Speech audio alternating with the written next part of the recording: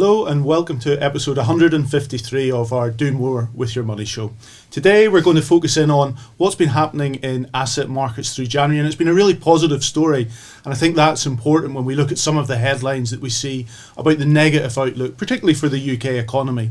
So we're going to focus in on economic growth, inflation, interest rates. What does it mean for you in terms of the outcomes, but also what does it mean for the investments that we manage on your behalf? With me today, I've got the True Potential investment team. We've got Paul Durrans, Kevin Kidney and George Bell. And what we're going to do is really dissect some of these key things that have been happening in asset markets. How have we got a strong performance over the month of January? But what does that also play into in some of the key themes that we've heard this week from central banks? We've heard from the Federal Reserve, the Bank of England, and also the European Central Bank. Very different stories, lots of different messages to come to today. But firstly, we'll maybe go to what's happened in asset markets in January. And George, can you go through that, please, for us? Yeah, no problem, Jeff. Thanks for having me on. Great start to the year for markets and for the True Potential portfolios, which participated very well in terms of that upturn. And I think we could maybe put the information on screen just to demonstrate what the asset breakdown looks like. In terms of what we've seen, the reason for the strength in markets so far this year is essentially a number of the headwinds which markets faced through 2022 are starting to ease and at a fairly rapid pace. Just to give you some context for those, one being headline inflation, which is slowing materially within the US, but also slowing within the UK and Europe, albeit at slightly different paces at this point in time. This is largely a component of falling energy prices, mainly oil and natural gas prices, which I'm sure we'll touch on in the discussion. And that's also given us firmer signs that we've moved from an environment of inflation, which is an environment of sustained rise in the cost of goods and services, to one of disinflation, which is a slowing in that rate of the increase in costs of goods and services. To give you some context, if we look at inflation in the summer in the US, we were looking at headline levels of 9.5%. We're now looking at levels around 6.5%. Within Europe, we had levels of 10.6. It's now closer to 8.5%. And in the UK, it's slowing, but as I say, at a slightly slower pace. This has got a number of positive connotations as a result of it. Essentially, it's reducing the pressure on central banks in terms of how aggressive they need to be in raising interest rates from this point forward. And we saw evidence of that on Wednesday with the Federal Reserve. They increased 25 basis points. For context, from June onwards, they did 4 consecutive 0.75% interest rate hikes. Then in December, we got data which demonstrated that inflation was coming down. So they moderated that pace to 0.5. And then on Wednesday, as I say, 0.25 taken rates to a level upper bound of 4. It's very evident when we look at that table in terms of how that's influenced asset markets in terms of global equities up some 5% over the course of January. Yeah, it's been very well received by markets, especially those areas of the market which were more sensitive to interest rates going up. So, for example, some of the areas which were perceived to be more expensive within markets such as the US have rallied quite hard coming into would it be fair enough to say that it's a bit of a reversal from some of those trends Absolutely. That we saw in the second half of 2022? Absolutely, yeah. So what we had through 2022 was bond yields, so reacting to what was expected to be interest rates going up. That was a challenging backdrop for bond returns, but also for the way in which we value equities as well. And it's also, I suppose, evident in our table when we look at just the returns that we see from bonds as well. Exactly. Positive equity returns, positive bond returns, which might be slightly counterintuitive for some as well. Yeah, so strong returns from bonds on there as well. And then within the equity market, you've seen the US market perform much better. The other aspect which really came to life through the course of January was markets digesting the potential positive impulse in terms of economic growth from China easing their restrictive policies around COVID-19. And that's had a positive wash through in terms of Chinese markets, spilled over into Asian and emerging markets, which we can see on screen there, and also those which have close trading relationships such as Europe. In addition to that, you've also got within Europe as I say, easing energy prices, which is feeding in there. If we look at markets which were positive but perhaps lagging, you've got the UK large cap market, which we can see there, which, as I say, positive but not as strong as the rest of the pack. Essentially, the index there has a larger contribution from energy, around 10%, which was in an environment where we were seeing moderating energy prices. It's got a larger contribution from healthcare, about 12%. Healthcare was a laggard. It was one of those more defensive sectors through 22. And also the currency within impact. the UK market, the influence of oil, as you were alluding to right at the start, it's very evident, but we haven't seen a material change in the oil price, despite the more positive sentiment that we've seen. That's right, yeah. I think the biggest downdraft which we've seen has been within the natural gas component through the course of the year. We've came down materially. If we take European natural gas prices, we were talking about 350 euros per megawatt hour in the summer. We're now talking about levels of around 55, so an 80-85% moderation in terms of natural gas. I think that's an important thing if we think just about sentiment in markets. There has certainly been a real shift in sentiment that we can observe when you see how prices are reacting to these changes. And I suppose, Paul, maybe if you could build out a little bit of what George is saying there in terms of that disinflation theme. We all tend to look at things on a year-on-year basis, but really it's helpful to an extent at this point, but maybe doesn't give you the whole picture. Yeah, absolutely. I think, perhaps if we can bring up the slide on UK consumer price inflation on a month-on-month basis, we can really chop it up over the course of the year, what that 10.5% of price increases actually look like, and why we have confidence and why the market has got a lot of confidence or building confidence over the course of this year of why we're heading into a disinflation environment. Because as we go through the months going forward, these large spikes that you can see on the purple bars will actually start to roll off. So 2.5% increase in April last year. That was as Ukraine, Russia kicked off, and you saw a big spike in energy and food prices. That'll start to roll off. So these base effects will start to come through, and this 10.5% inflation that you see today will start to come down. So we, as a team, actually look at a more shorter period and look at, say, what the 3-month annualised rate is, much, much, much lower. And we can see that. And what would that sort of give us if we were to annualise out at the moment? Where do we get to today? Oh, that would be... You'd have to, I think that's about 6% maybe? Yeah, so it's a lot lower than where we are in the year-on-year term, and it's a lot more depressed in the US where you're seeing this. Which is very different to this headline number that we see where people are concerned about 10, but actually when we look at, as you rightly point out there, on that shorter term basis, annualise it out, 6%, it's a big difference than the headline number of 10. And I think it's, you've got to contrast what's happening with the UK, with the US, because if you look at the US on a 3-month annualised basis, it's 1.6.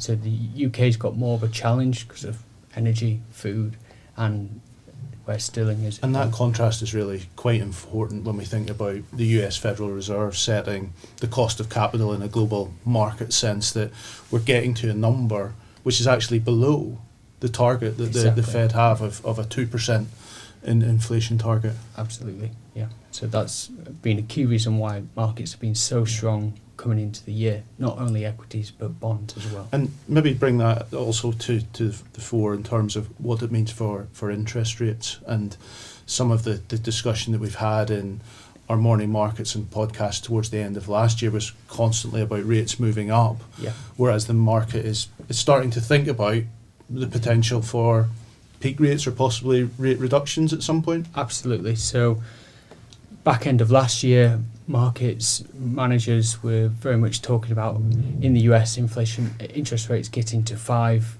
and a bit, 5.5 maybe. Now, because of the disinflation pressures that are coming through, evidence that is coming through, markets are now thinking interest rates of getting to 4.75, where they are today, maybe a little bit higher, but then actually starting to price in cuts. So they're currently pricing in 200 basis points of interest rate cuts in the US over the next 12 months. So that's a strong positive sign that inflation is under control and is coming down. which is good. I think that's one of the things that we've talked about as a team, about how, go back to last year, the first half of last year, it was the bond market that was really leading the central bank. Yeah. They were catching up with them, and now for the past probably 3 months, 2-3 months, probably the bond market's had a slightly different view than we've heard from central banks, and that's certainly fed into sentiment. And I suppose as well, when George mentioned it in terms of Europe and how we've seen quite a material improvement in European assets as well. Yeah. The energy dynamic there is quite significantly changed from where we were only 6 to 9 months ago, thinking where we could be. Yeah, absolutely. As George pointed out, gas prices, natural gas prices have gone from 330, 350 down to 55 euros today, which is back to where they were September 2021. Mhm. So it's a huge reversal, absolutely collapsing. Why is that? Warmer weather, and it's expected to be, we're going into the summer season, so demand will continue to fall, and the storage facilities that they have are at full capacity, which is meaning that they're oversupplied. And that's a positive for the UK as well, in terms of that change in gas dynamics. If we think about each of us as a household, how we're likely to see bills potentially change. Maybe we certainly shouldn't get those large increases that were maybe expected. Actually, we might be thinking about prices coming down. Would that be fair? That's exactly what the Bank of England referenced today. I think they were challenged on the energy price cap freeze and what they felt that would happen to that. As adjustments came through from the wholesale market, and the Deputy Governor, Ben Broadbent, acknowledged that, look, we're expecting it to actually start to pull inflation down at the turn of the year. Once wholesale gas prices drop below the energy price cap, it will start to act as sort of a deflationary force.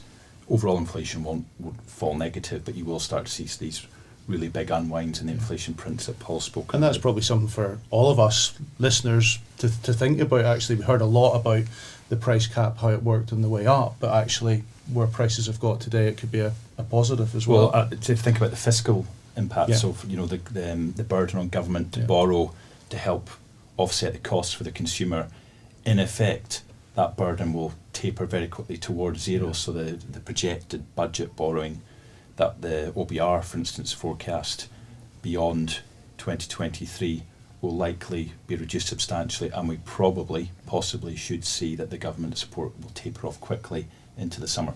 We already know in the forthcoming budget that the Chancellor is going to make some adjustments anyway, but the lower wholesale prices might make him able to do something that's less onerous for the household and for the consumer. It's also interesting, I think, when we look at, as you were mentioning, the narrative that the central bank had, and how, in the case of the Bank of England, it's shifted quite dramatically over the last couple of meetings, particularly when we look at what was discussed just at lunchtime today. Yep, so I think a lot of surprises from the bank today. The first one really was on growth. So if we go back to November, the last set of forecasts, they made a substantial downward revision to growth forecasts, forecasting a material recession. Now we know, for instance, the IMF picked up on that, and the start of this week's news was dominated by that. But today things move quick. The bank had substantially revised up their growth forecast, so a brighter outlook for the UK. Now they're still forecasting a mild recession, but it's nowhere near a gloomy picture as was painted, say, by the IMF at the start of the week. Perhaps more importantly, though, was their inflation forecast. So they've now got inflation at the end of the year at 3% versus 4%. So that would be falling from 10% now to 3%, a substantial decline. But what's more important is, I think, that following today's increase in interest rates to 0.5%, they're actually going to stop. So what you'll see on screen now is, this is a chart of how market forecasts have evolved since the autumn. So we can't present it on this chart because it wouldn't actually fit in the scale. If we go to what markets were expecting when Liz Truss was PM, that was interest rates at 6%. It wouldn't fit in this scale. But if we look at the evolution of these lines from the blue line down to the grey line, you'll see that market expectations for where the Bank of England will have interest rates by the end of this year and going into 2024 is substantially lowered. So there was an expectation that rates would be at 5. It's now expected to be below 4 by the end of 2024. So that's really implying that the Bank of England are done. And they acknowledge downside risks today. Now there's a lot of uncertainty in their forecasts, obviously, because energy prices, food prices, and other factors. But I suppose that also follows what we heard from the Federal Reserve this week as well, where they seem to be indicating a very similar direction of travel as well. I think all of the central banks have acknowledged that they're near the end of their hiking cycles. They still have worries, but as Paul has made clear, the market's focused on these shorter term inflation measures, placing more weight rightly on inflation in December of last year rather than January of last year, and really noticing that it's not just base effects, it's genuinely much lower inflation tailwinds coming through. It's broadening out quicker in the US, but we know from the UK, once these energy price cap freezes start to unwind, going to see substantial falls in UK inflation in particular. And that is really, from a market perspective, we can potentially see the peak and the come down. And hence, as you were saying, George, that's what's really helped sentiment improve, but also helped asset markets improve as well. Absolutely, and I think there's quite an interesting dynamic here in the sense that hopefully our audience can see how we think on a forward-looking basis. And if we think back to what we were doing towards the third quarter and the final quarter of last year within the portfolios, we were starting to increase equity where we felt there was a valuation support, areas in there such as the emerging markets, whether it's Europe in there as well. But primarily one of the larger areas we were increasing from cash was our bond exposure as well.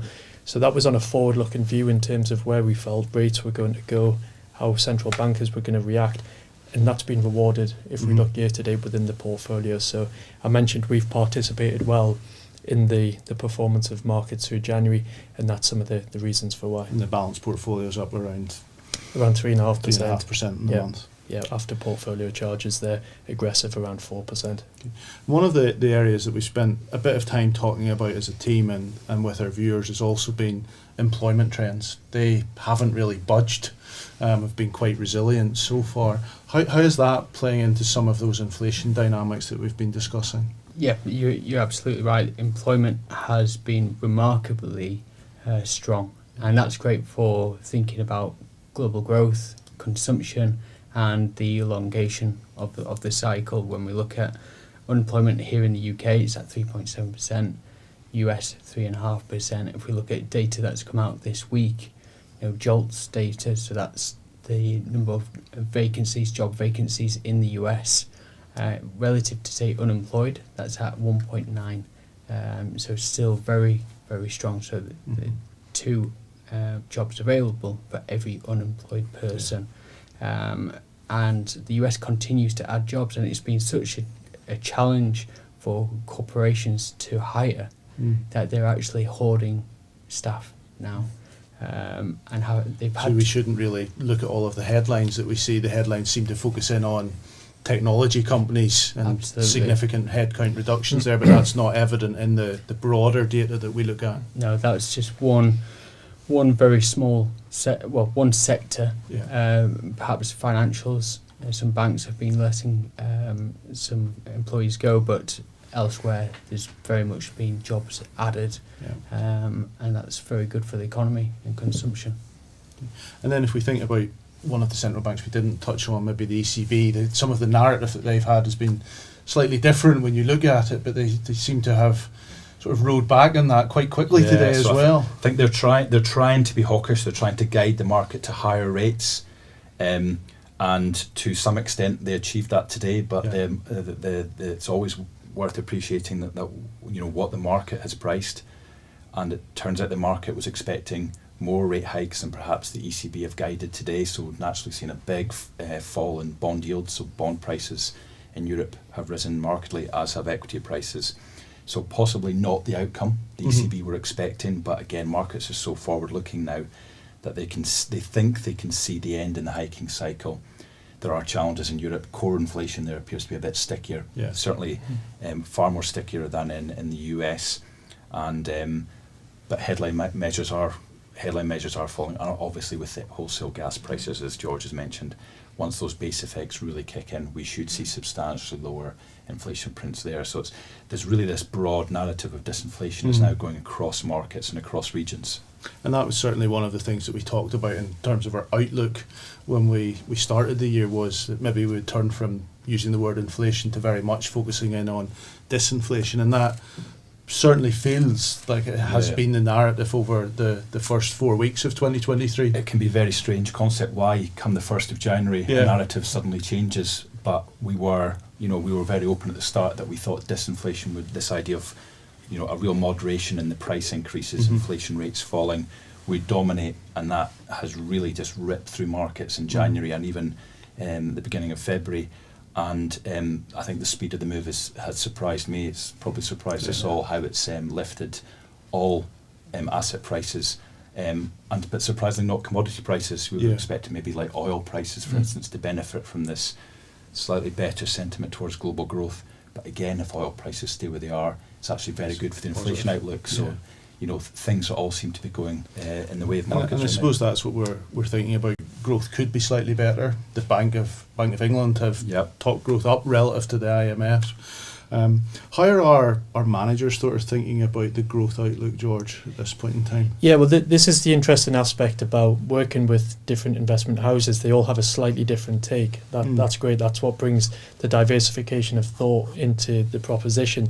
In general, if we think about inflation, I think there is traction building around the view that we are into a disinflationary environment, or certainly getting some strong signals that we are. They're expecting to see some quite material drop-offs in the first half of the year, base effects in the sense we're comparing levels now to what were elevated levels at the beginning of 2022. The drop-off for a headline perspective in terms of energy prices, natural gas within there, but it's going to be the core element within the second half of the year, which may prove to be slightly stickier. So within that, around over 2/3 of the basket is composed of service sector aspects and wages, which are generally considered to be a little bit more sticky. There's some upward just pressure to the there. point you were making, Paul, earlier on unemployment and things like that is really the one, not unknown, but the thing that introduces more uncertainty into the inflation outlook is what happens with wages. We see strike activity in the UK and in many different industries. Is that really the one fly in the ointment potentially? That is what appears to be quite different to perhaps previous cycles. Is just the strength of the labour market and the persistence of wage growth pressures.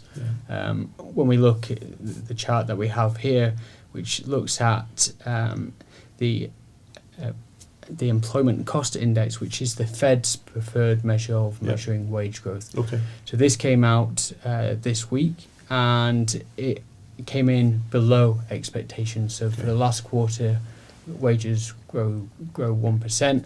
On a year-on-year basis, that was at 5.1%. So you can see on the blue charts that the trend is coming down slowly, which is good because you don't want it to just drop off, and that will be bad for growth. It's slowly coming down, but yes, it is remarkable just how strong the labour market is, despite interest rates going up from 0.25 to 4.75 in over 12 months in the US. So it's certainly one that we're watching very closely. But if wage growth continues to moderate, then that will feed into that disinflation theme. It should be good for bonds. And that's what we're watching out for. And when we think about that into, I suppose, interest rates and inflation, really the narrative that we're seeing at the moment is certainly one of disinflation, the potential that we are at or very close to the peak in interest rates, and we could see the situation where rates are falling towards the second half of this year. Would that be I think fair? That's fair. I think there's going to be pressure from it in markets. I think it's going to be really difficult, particularly in the US, for instance, where if we see this continuation in the inflation momentum, where inflation might threaten the 2% target, going through it on the downside, very difficult to for the Fed to justify, for instance, why interest rates are near 5% when, with similar inflation measures, say 5 years ago, interest rates were more than half that. So there is going to be a marked change in narrative from central banks as we go through the summer. I think the Bank of England will lag that somewhat, but we're going to see huge falls in UK inflation through the summer.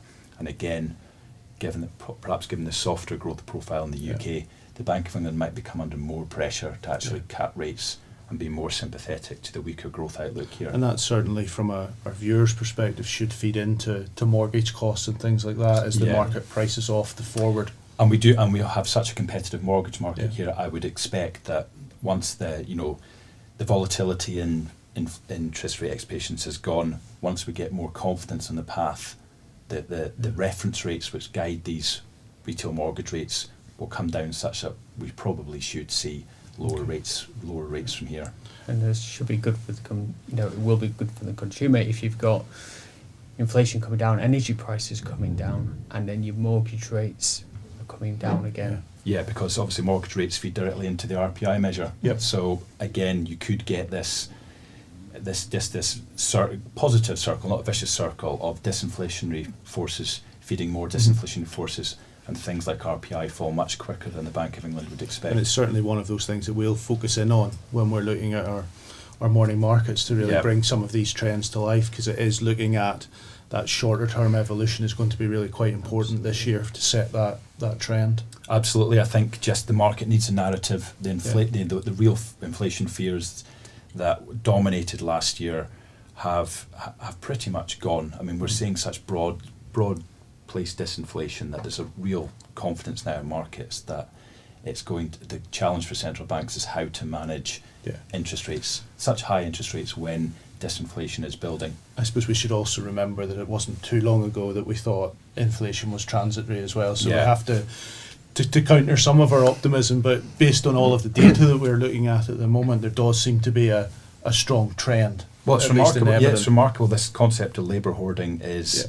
really propping up growth, and we're just seeing a sort of a natural disinflation. So if we do get this concept of a soft landing, it's great for global growth, it's great for employment markets, and it should be great for equities who can benefit from much lower discount rates and a much lower volatility and inflation, hopefully. And I said, thinking that through, then there is the possibility that returns become slightly better as a result of that, and the return that one can earn from assets as opposed to that of interest income in a bank. So in terms of the real return, it could be very positive in that sense from a returns perspective. Yeah, I think if you've got growing economies, then as George has pointed out through the asset returns, why can't it continue? It'd be great.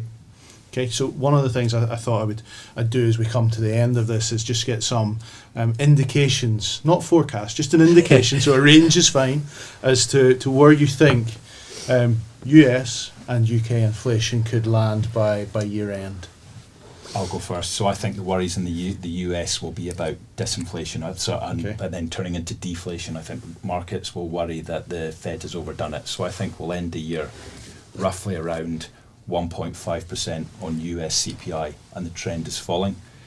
UK, more of a challenge. I reckon we'll see, again, downside surprises. UK CPI, I reckon UK CPI will be below 3%. So I'll go 2.75. Oh, okay. There we go.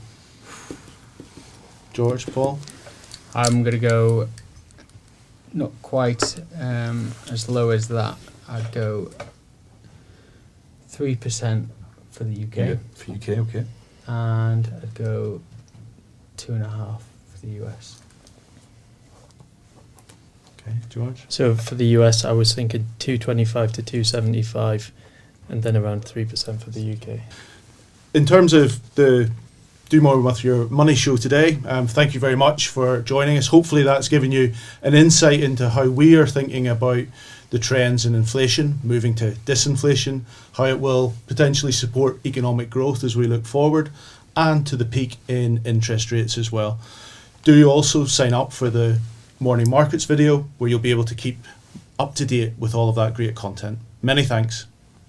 If you're interested in taking your investing to the next level, or would like to know more about the options available to you when you retire, then download our free guides to ISAs and pensions. These are available in the video description below.